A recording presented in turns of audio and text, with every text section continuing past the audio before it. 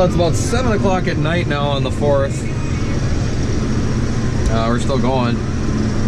Still fighting that one variety. The stalks are green. The corn is dried out, but the stalks, there's some leaves coming in the combine.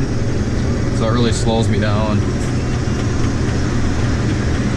But this variety here that I'm in, this is the dry variety where all the stalks are ready to rock and roll. So you can cruise holding it steady at like 6.2.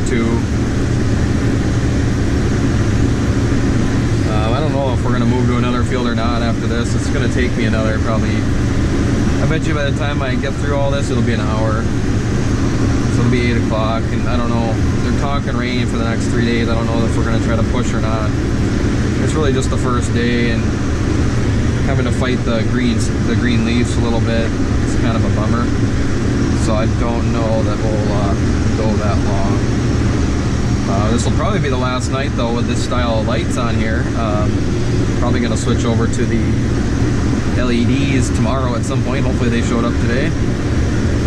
You can see over there just the green leaves that are still on the stalks. The stalks themselves are crisp, but the leaves are still green. So maybe we're probably pushing it just a little bit, but the corn's 22%.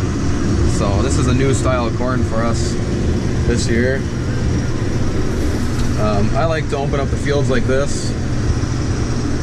It allows me to always be able to sidewind, and by that I mean dump on the go. And when we go to one end, the cart can wait for me at that end, and he can sidewind back the next time I come around, because I'm just kind of trying to keep the grain cart traffic to a minimum.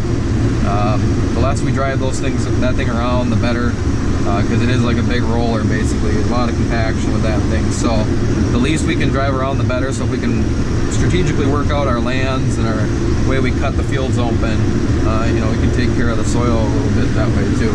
So, but yeah, I mean, now I'm in that variety with the green leaves, and the green leaves are not going through the head, and the knives are a little dull, the rollers or whatever you want to call them, but a few of them are getting in the machine, and it's really slugging the machine down a little bit. So, but this machine's got so much power, it's chewing through them, it just really kills my ground speed.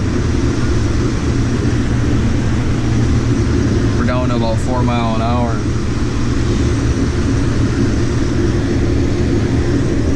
I don't know, is it time for lights yet? Sure. You guys can probably see a little better, hopefully. It's always that call where you kind of go late into the night sometimes, and you're like, not time for lights yet, not yet, not yet. And it's actually pretty dark when you look around, and you're like, okay, it's time for lights. But yeah, it's going well. Very surprisingly well, because like I said in another video, I think, fully expecting just to pick some 27% corn today and stop, but 22%, that's pretty good for us, because we do have a grain dryer on site, and drying it a little bit is no problem. We like to dry it down to about 15% or so, under 14-15%. So that's no problem for us.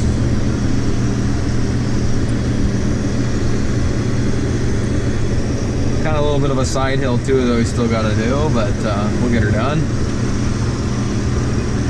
I'm not sure what it's running. Hopefully it's running for this ground that we run. Hopefully it's running 150 at least. Hopefully, we'll see though when we punch the map. This thing was beeping at me, and it's not calibrated the yield monitor, so I just turned it off. We don't even have a storage card in there, so we'll just hand calculate it tonight when we finish the field. We know how many acres this field and that field is. We can guesstimate how many bushels came in, and then we can try to figure it out that way. But the ground's, it's a little different for everybody out in our area. About 20 miles to the east, or not even 10 miles to the east, they'd be like, what in the world are you doing? 150 an acre, but that's just this type of ground. It's night and day difference, just a couple miles whichever way you go. But you know what, it works. This works for him, obviously, because he's still farming, and that's just how it goes.